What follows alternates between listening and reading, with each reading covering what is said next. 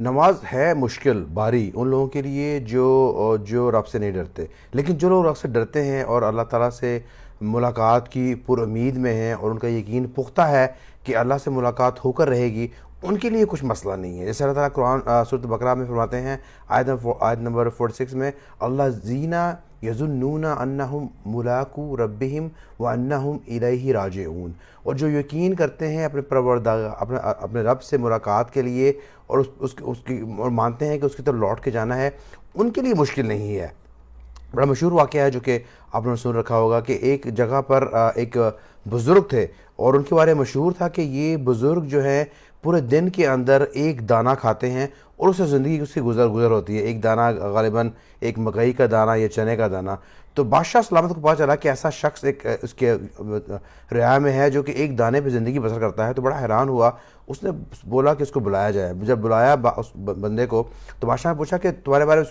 سننے میں آیا کہ تم دن کا ایک دانہ کھاتے ہو اور اسی پر گزر کرتے ہو، یہ کیسے پاسبل ہے؟ بزرگ نے بولا کہ تم میری چھوڑو، لیکن آپ کے لیے خبر یہ ہے کہ 1 ماہ کے بعد آپ کی وفات ہو جائے گی۔ بادشاہ کو سن کر تھوڑا غصہ آیا کہ یہ کیا کہہ رہا ہے۔ اس بادشاہ نے بولا کہ اس کو جیل میں بند کر دو، اگر میں مہینے میں مر گیا تو ثابت ہو گیا کہ یہ واقعی بزرگ ہے، اور اگر میں نہیں مرا تو اس کے جھوٹ کی سزا دی جائے گی اس کو۔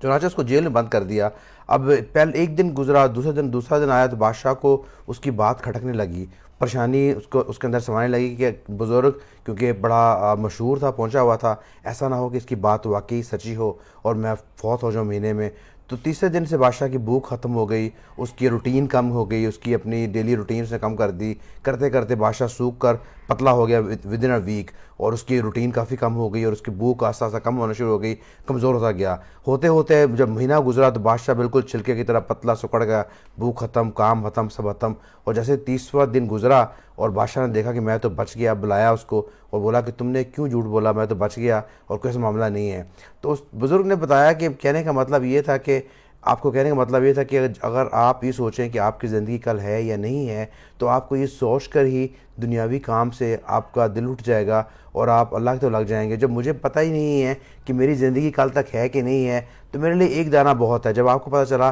کہ آپ کی زندگی شاید 1 مہینہ رہ جائے گی، تو اس کی سوچ نے کیسے آپ کو چینج کر دیا، آپ کا سب کچھ چینج کر دیا۔ بتانا ہے مقصد صرف یہ تھا کہ آپ اگر اللہ پر توکل رکھیں اور یقین رکھیں کہ اللہ کی طرف ہی واپس جانا ہے اور سب کچھ اسی سے ملنا ہے، تو دنیاوی زندگی میں کا آپ کھائیں یا نہ کھائیں، کم کھائیں، صرف وہ کھائیں جس سے آپ کو گزارا جا رہا ہے، آپ کی زندگی چلتی رہے گی۔